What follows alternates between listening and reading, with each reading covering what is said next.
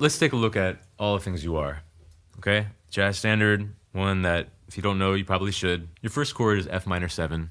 Your melody is A flat. First thing I would ask myself is, what is A flat in an F minor 7 chord? A flat is the third. What voicings do we know that have the third as the top voice? How about 1, 5, 7, 3? This is a perfect voicing to play for the first chord of All the Things You Are. It has all the things you need, and it has the melody in the top voice, which is generally what we're gonna want, okay? Second chord, B flat minor 7, D flat in the melody. What is D flat? Also the third. Play the same thing.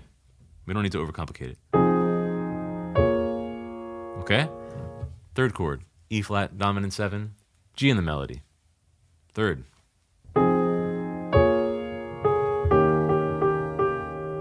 Okay, this brings us to the fourth chord, which is A flat major 7. You can do all this stuff a bunch of different ways, but for now, what is the melody note on beat 1 of the fourth measure? G, which is the 7th of A flat major 7. So what's a voicing we know that has the 7 in the top voice? How about 1, 5, 3, 7?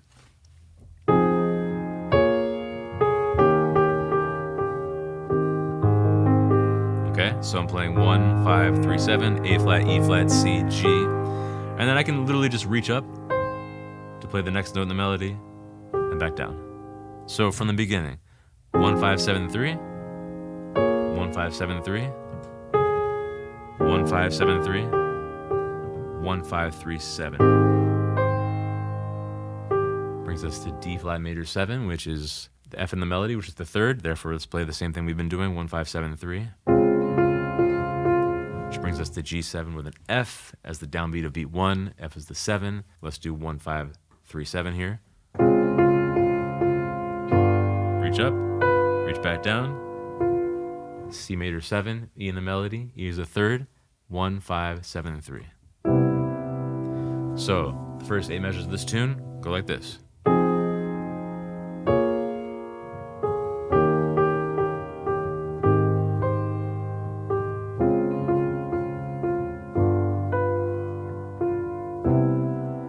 I've only used 2 different chord voicings for all of that. And again, it doesn't sound like absolutely incredible, but it sounds pretty good, man. It sounds pretty legit, right? Like nothing is wrong with these voicings. Like everything in there is what you need. You're playing the melody. Nothing's like too big of a stretch.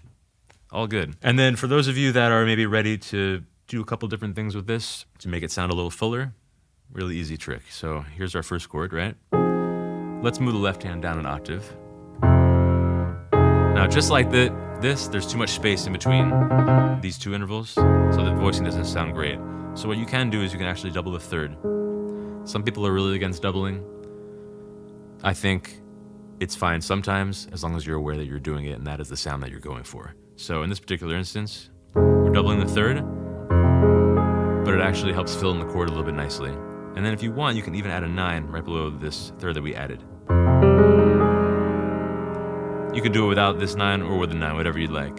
And take this voicing, and then just use this voicing for the minor chords. And even this major chord here, you can add the 9 to fill it in a little bit more. Right? So now, instead of going,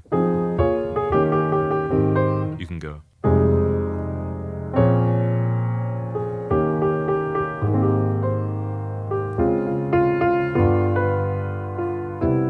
Okay? And then you can even play around with it some more. Let's say you want to have it be a little more active, right?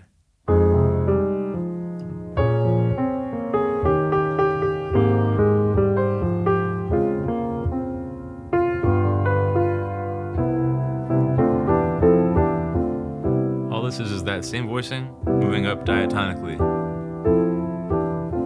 Sounds fancy, but it's really not much to it.